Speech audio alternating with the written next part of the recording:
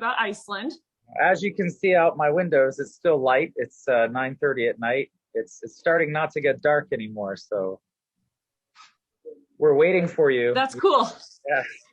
Awesome.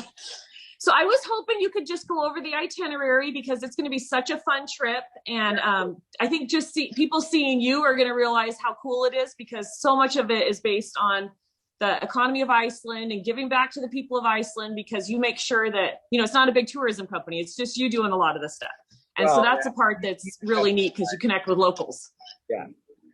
Yeah. So I can definitely go over the itinerary with you guys.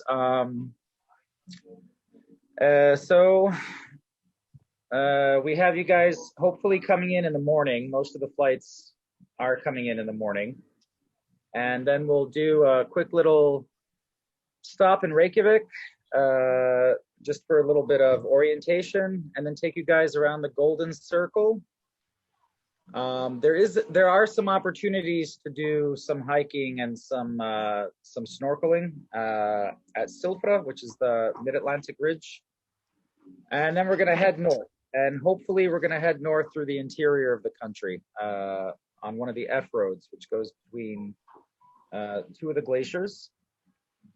And then, so we'll cover a lot of ground the first day, but you guys are staying in a very comfortable hotel with saunas and hot tubs.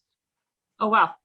Really cute little village on Eyjafjörður, surrounded by mountains and right on the fjord, with a nice little restaurant downtown, and it's kind of an artist community. So there is a lot to do there. And in the itinerary, days 2 and 3, we put a lot of activities for you guys to choose. So we don't have to follow any, we don't have to follow an order. A lot of it will depend on the weather and depend on, how people feel and what they want to do, whether it's horseback riding or going out on paddle boards to do yoga.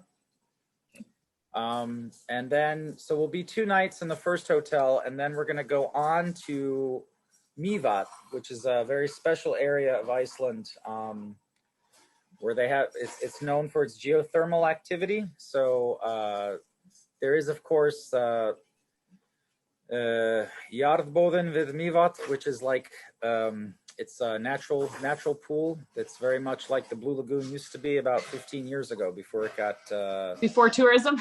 Yeah, before over tourism, like we like to say.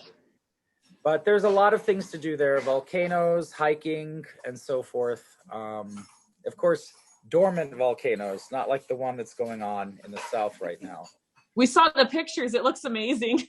Yeah, it is pretty cool. I haven't been there myself, but I know a lot of people who have went, and it's challenging because some days it's closed, some days it's open. It is a 6-hour hike. It's 3 hours each way. So, and it's emitting a lot of sulfur and other gases. So that's why they close it sometimes when it's bad for your health. So gotcha. Yeah. So day 2, we're doing a little bit of off-roading also, right? In the 4x4 vans? Yep, absolutely. We're going to go up the mountains and have some nice hikes up there, and hopefully some beautiful views, if the weather's nice, of the whole Eyjafjörður fjord. And after that, we're going to head to what they call the Diamond Circle. So now we're talking days 3 and 4. Okay. And that's where I was mentioning the hot baths, the geothermal activity, waterfalls. And the last couple of days we're going to spend in peace and quiet up in my area, which is known for bird life and just a lot of serenity. Our town is called Thorshavn, which is Thor's Harbor, but the peninsula is called Langanes, which is it's a 40-mile, very, very skinny and long peninsula that sticks off into the northeast corner of Iceland. There are no towns or anything out there, so it's birds, lots of birds, wild horses, and so forth. Well, there's the puffin, right? So we can do a little puffin photography? Definitely. Maybe? Definitely. Okay. Yeah. And then we'll have the chance to do the whale watching out there too, right? Because it's a nice, beautiful, open area. Yes, we can choose to do whale watching either in Hjaltiri, where we're staying the first couple of nights, or in Húsavík. So And who And said then, Town is known about, you know, the movie that they made. It didn't win any Oscars, but they were anticipating some. So oh, funny. yeah, And then Icelandic rabbit chasing. So I read a little bit about this, and it's kind of a little hobby that people do, right? To chase rabbits. absolutely. That sounds so fun. Yeah. We'll turn it into a competition. Yeah, so that's it. That's basically, you know, I anticipate we'll sit together every evening and kind of decide how the day was and what we want to do the next day. And, you know, it depends on the weather, of course. But I think it's really neat that we're staying at least 2 nights in the same place each time, so that we're not changing every day, and we don't really that we have the flexibility to kind of alternate you know, the itinerary a bit. And so a couple of things, the thing I'm most excited about is that you were willing to do the Amazing Race Day, because you're a teacher there in Iceland too, aren't you?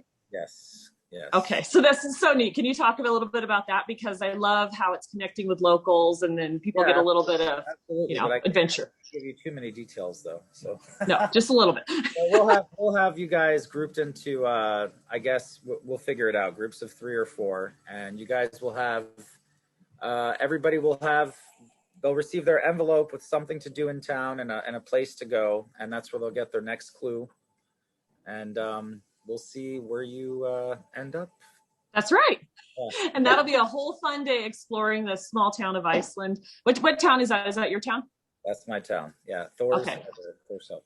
Yep. And then there's kayaks available for people to go out and paddle around, right? Absolutely. And then the last day, how we get back to Reykjavik, is also pretty cool. Hopefully, yeah. We might take a biplane back, right? That would be awesome.